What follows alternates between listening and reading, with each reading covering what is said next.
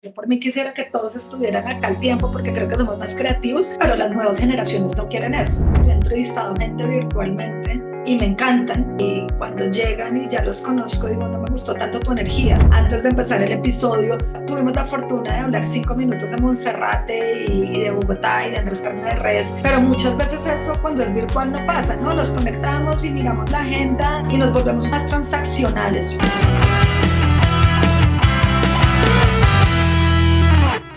Hoy en Listening Leaders tengo el placer de viajar a una ciudad de la que me enamoré hace muchísimos años, como es Bogotá, en Colombia. Una ciudad que por muchos motivos no deja indiferente a alguien cuando viaja allí. Y hoy tengo el placer de llevarles allí para hablar con Valentina Umar. Ella es socia fundadora de GJ Comunicaciones. Y vamos a hablar de emprendimiento, vamos a hablar de mujer, vamos a hablar de Latinoamérica, vamos a hablar de las dificultades que hay para emprender. Así que, Valentina, es un placer tenerte aquí en este espacio. Mil gracias y bienvenida. No, Raúl, a ti, al contrario, gracias por invitarme y encantada de tener una conversación con todos estos temas que mencionas. Qué rico poder estar acá. Tú tienes un montón de años de experiencia, no vamos a decir el número, con empresas como Google, como las Naciones Unidas. Eres miembro del Consejo Regional de la Organización de Emprendedores para Latinoamérica. Eh, eh, ¿Por qué esta pasión por el emprendimiento, Valentina? No, mira, a mí me gusta ser súper honesta y yo nunca me imaginé siendo empresaria. A mí me encantaba ser empleada.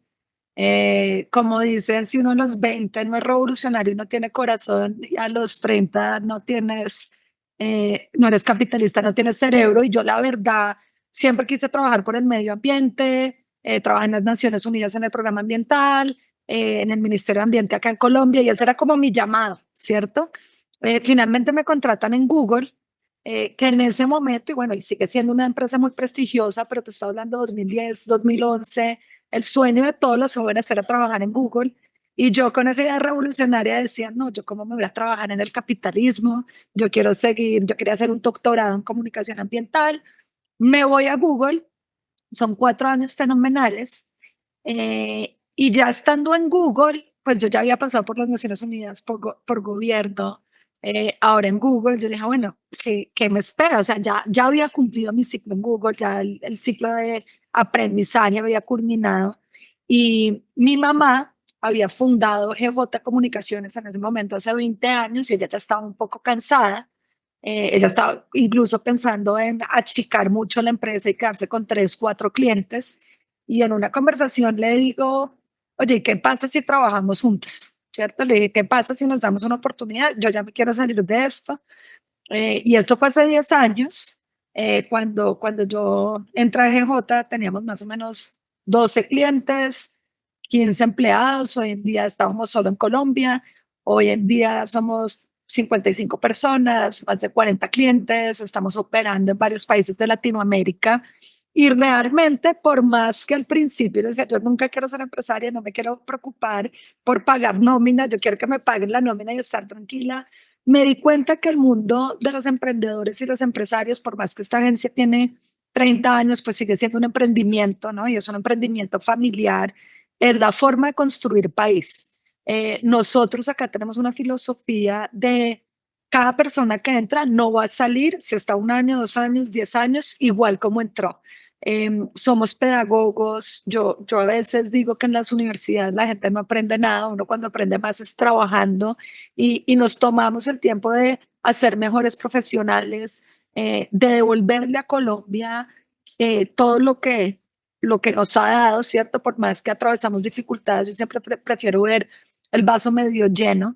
Y simultáneamente, digamos, a los 3 años de yo haber entrado a la compañía, eh, un compañero que conocía desde hace mucho tiempo, como de vida, me habló de Entrepreneurs Organization, EO, porque yo estaba pasando una dificultad importante en la empresa, y me dijo, "Vea, es que los emprendedores estamos muy solos. O sea, uno como emprendedor no tiene a quién preguntarle, no tiene jefe, las decisiones buenas y malas terminan siendo de uno".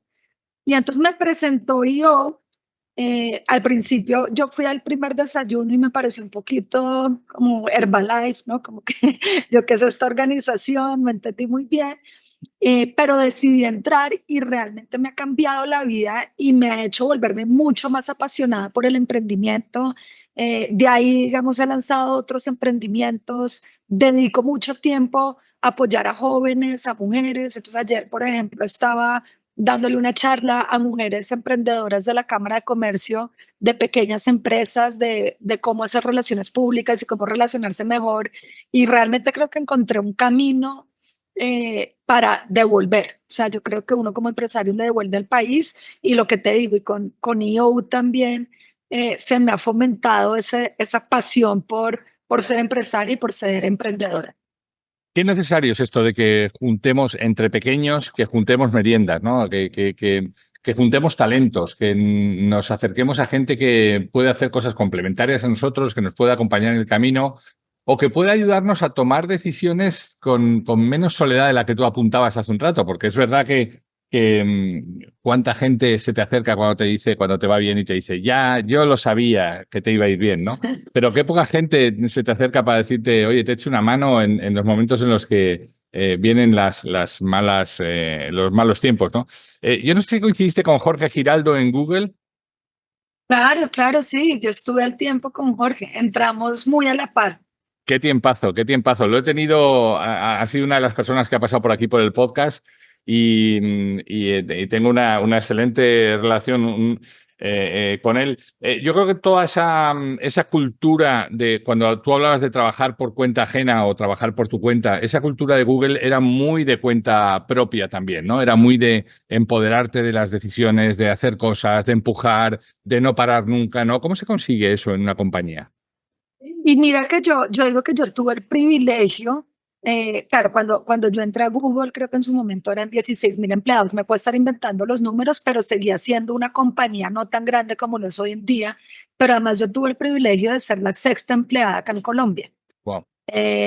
Entonces vivimos mucho emprendimiento, o sea, finalmente los que entramos, esas 5 o 6 personas y durante por ahí unos 7 meses fuimos como 8 personas, ya después fuimos 15 y durante bastante tiempo fuimos 20. Entonces casi que era una microempresa con el sello del gigante Google, pero todo nos lo inventábamos. Si queríamos un entrenamiento, era bueno, nos toca volar a Argentina porque acá no hay nadie, o sea, todos somos nuevos y todos nos estamos inventando la rueda. Y claro, Google fue una muy buena escuela, algo que yo aprendí en Google. Las grandes compañías antes, y bueno, creo que con la pandemia eso cambió un poco, pero las grandes compañías antes hacían planeación estratégica 5 años. En Google decían que el largo plazo era en 3 meses. Y yo lo pienso muy así, ¿no? Yo creo que las compañías hoy en día están pensando más que el largo plazo no son 5 años, sino el largo plazo son 6 meses. Pero en Google todo cambiaba tan rápido, ¿no? Tú hacías un entrenamiento hoy de un tema y a los 6 meses lo habían matado y te tocaba reaprender. Y creo que como empresario uno está reaprendiendo todo el tiempo. O sea, yo creo que eso es una de las cosas bonitas que tiene uno ser líder empresarial, es que lo que hacías hace un año ya no es vigente y sobre todo yo que estoy en el sector de las comunicaciones. eh, yo me acuerdo cuando yo hice mi maestría en comunicación, solo había dos redes sociales, Twitter y Facebook, que hoy en día pues son relevantes, pero no es lo mismo que eran hace 15 años.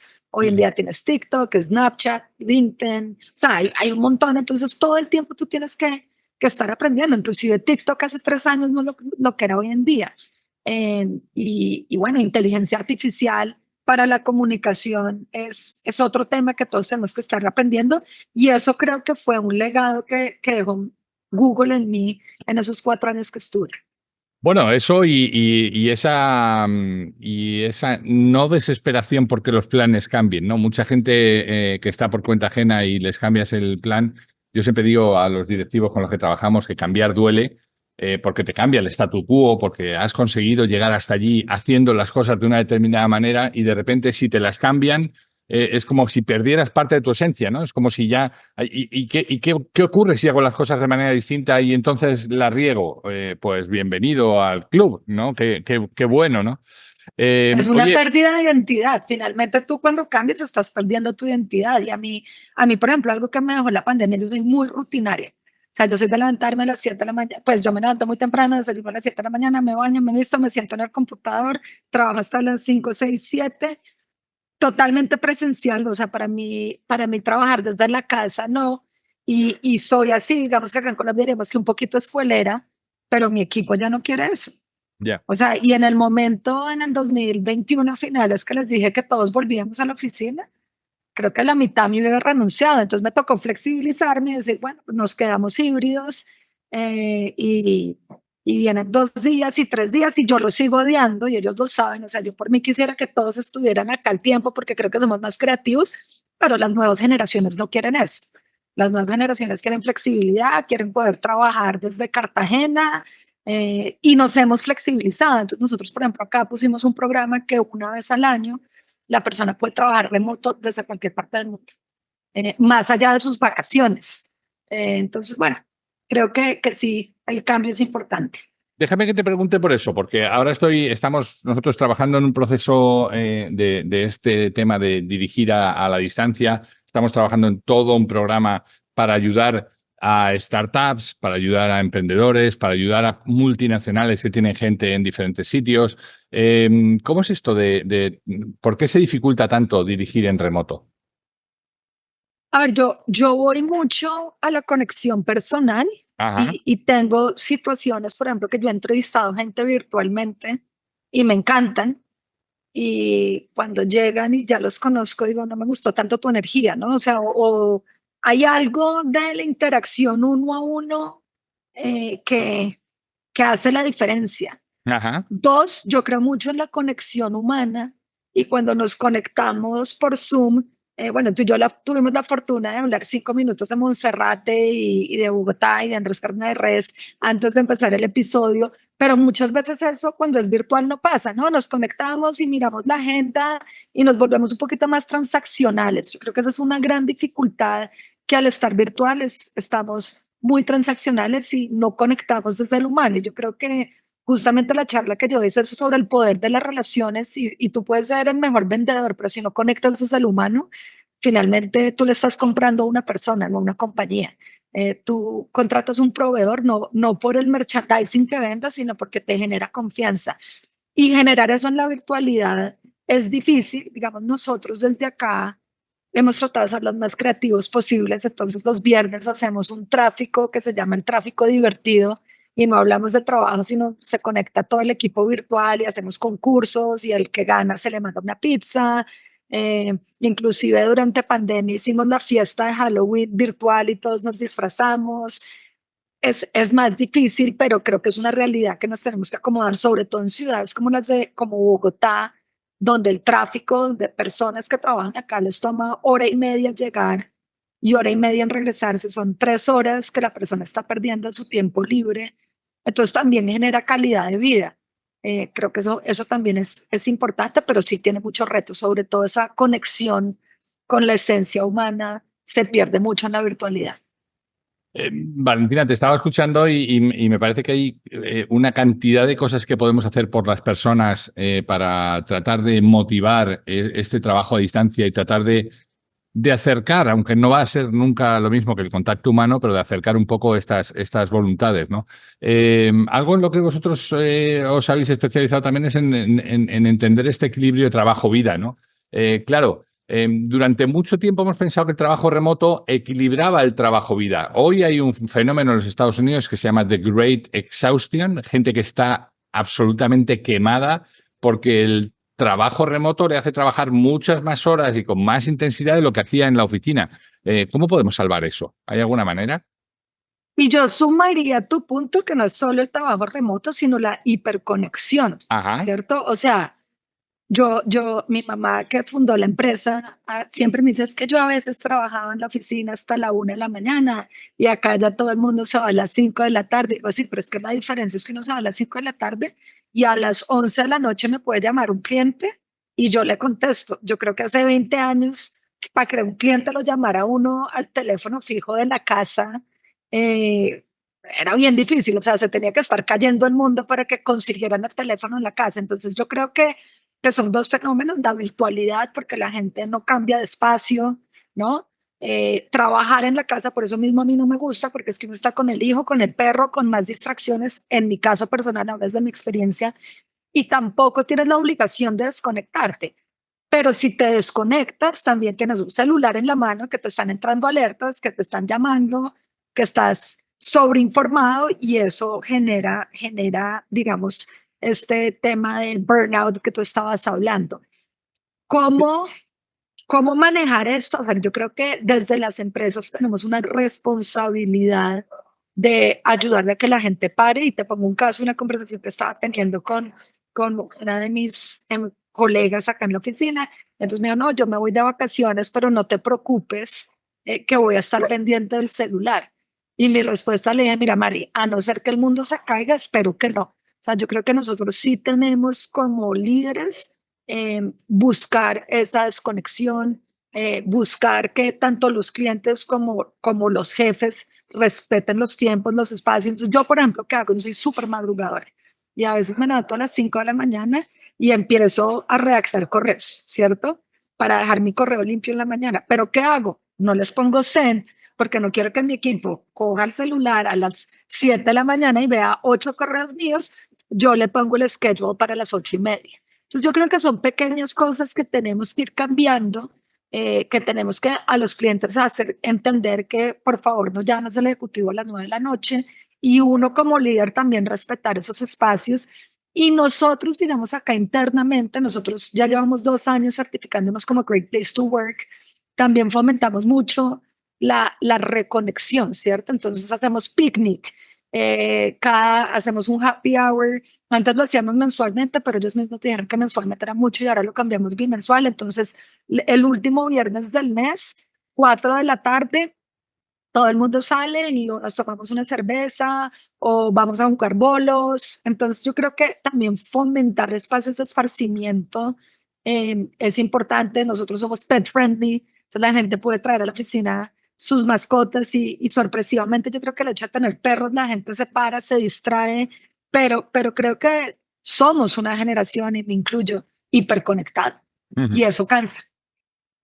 Bueno, pero es que también tiene sus ventajas, ¿no? El poder trabajar desde cualquier sitio, esto que tú apuntabas, ¿no? El poderte deslocalizar y una vez al año o cuando las empresas decidan, oye, ya no es necesario estar trabajando en el mismo lugar cuando tu productividad además puede ser incluso mayor, ¿no? Pero bueno, ventajas e inconvenientes. Estaba pensando en tus orígenes y para no quererte comprometer mucho en la empresa, de repente en el año 22-23 fuiste elegida como la primera mujer presidente de la Junta de Entrepreneurs Organization de IO en Bogotá y en la actualidad tienes una silla en la Junta de Latinoamérica de la organización. ¿Qué ventajas tiene este tipo? Antes me apuntabas un poco, ¿no? Esto de juntarnos entre iguales, pero ¿hasta qué punto necesitamos a otros para hacer más grande nuestro negocio, hacer más, ¿sabes? O sea, este tipo de organizaciones, ¿qué ventajas tienen para ti?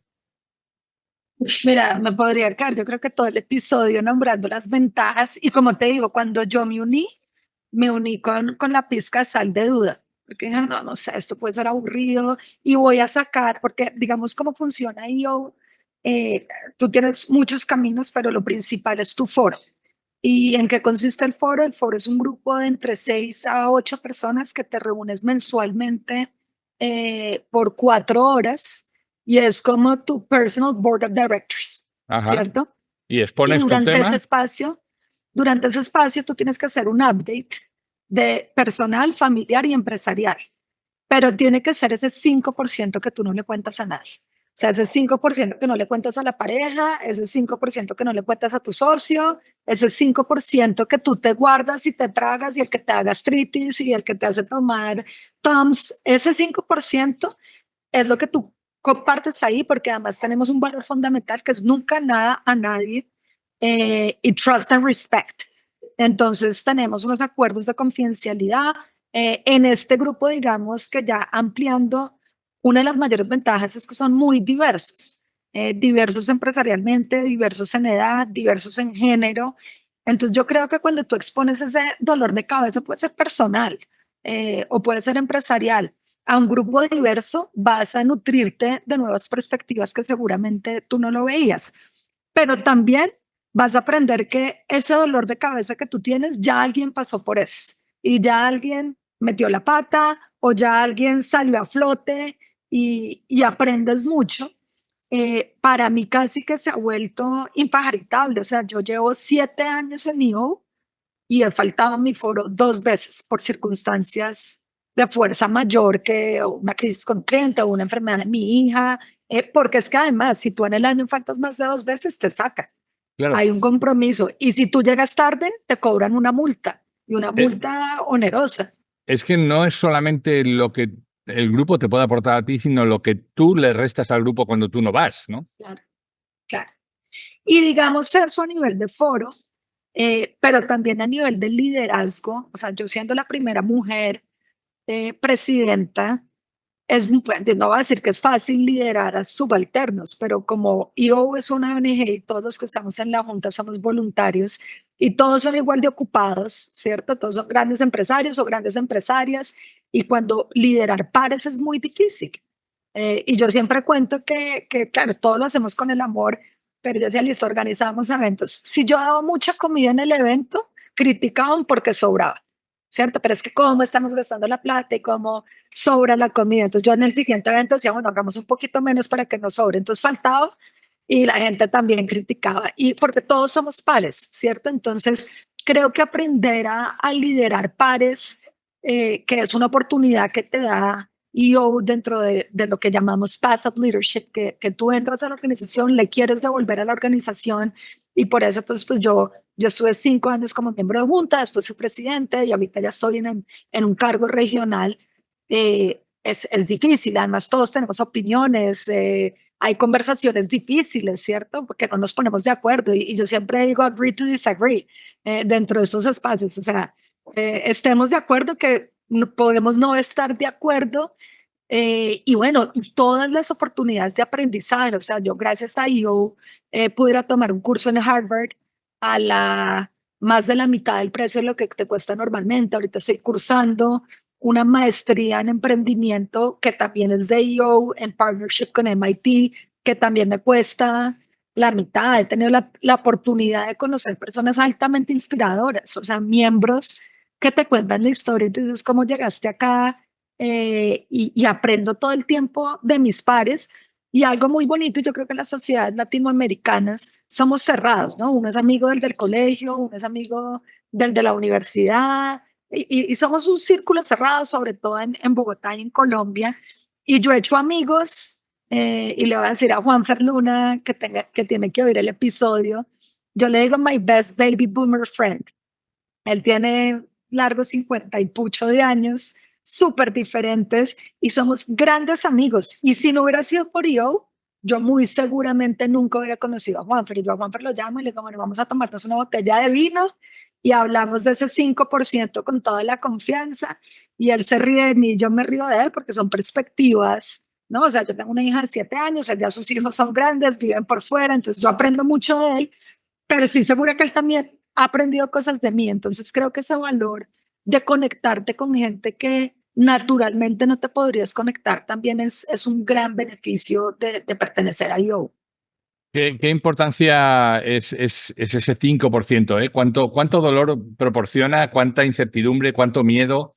Y cuánto se libera uno cuando lo puede contar? Cuando tiene alguien a quien puede contarlo sin juicios, como tú apuntabas, sin juicios, sabiendo que eso se queda en ese espacio junto a esa botella de vino y de ahí no va a salir. Qué maravilla.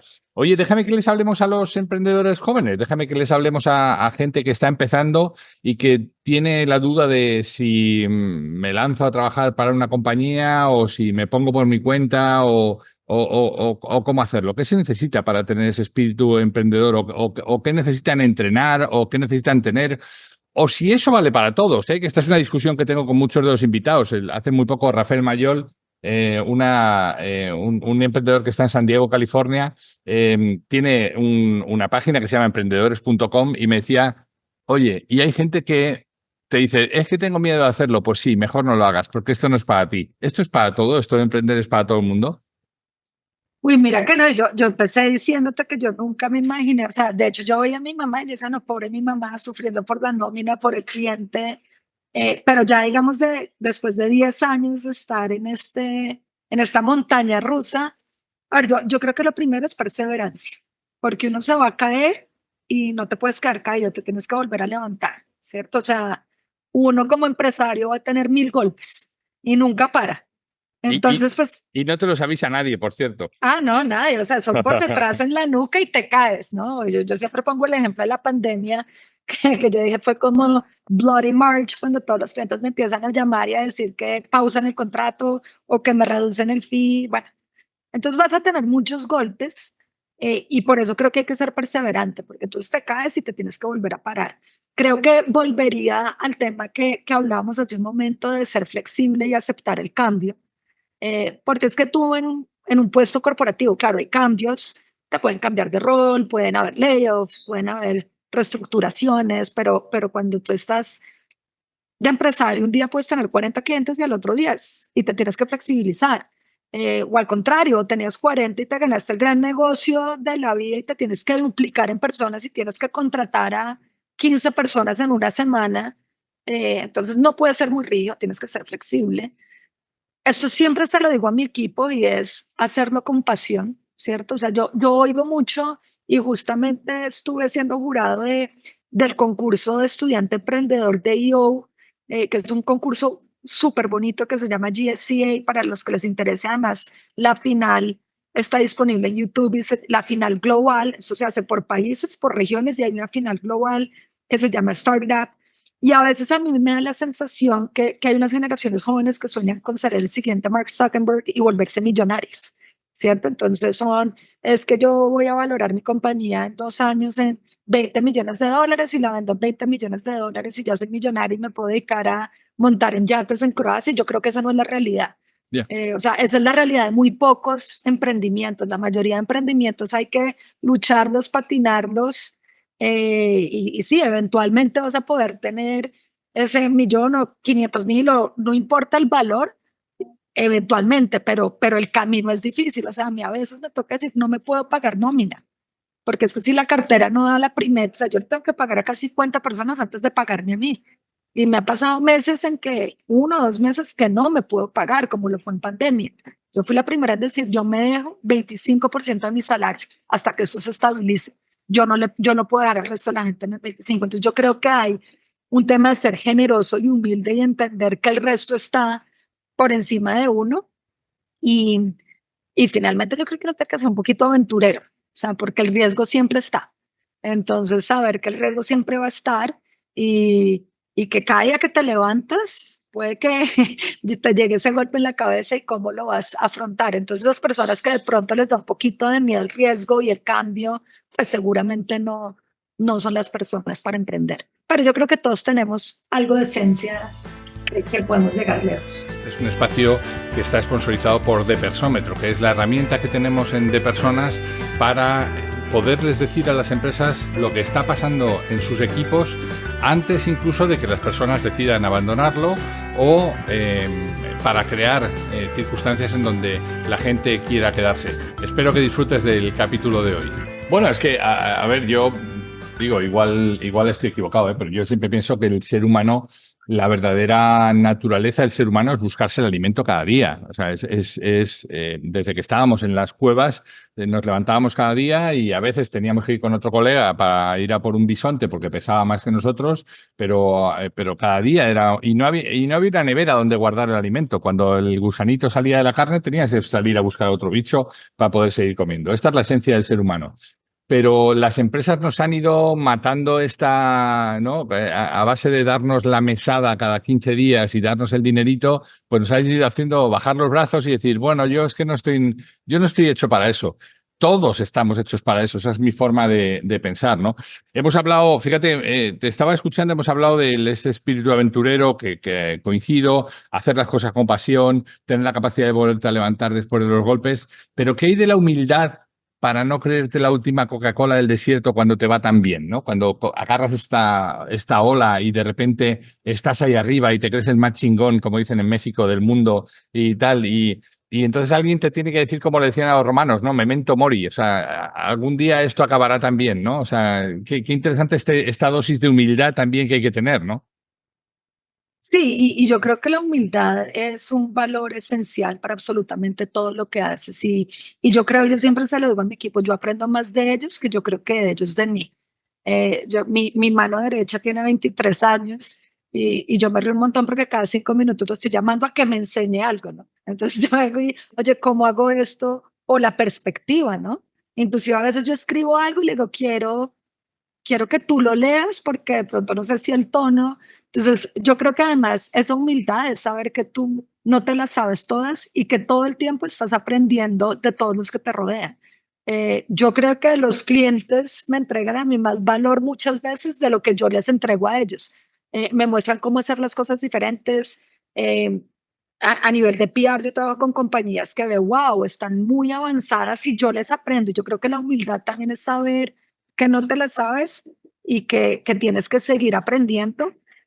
Yo creo que los empresarios todo el tiempo, por más que te creas la última Coca-Cola del desierto, esos golpes que nos va llegando con la vida te vuelven humilde a la fuerza, ¿no? Porque el que está en el tope muy seguramente tiene una crisis económica, una pandemia, una situación política adversa como vivimos en Latinoamérica, porque eso nos tenemos que acostumbrar que en Latinoamérica las situaciones políticas son retadoras.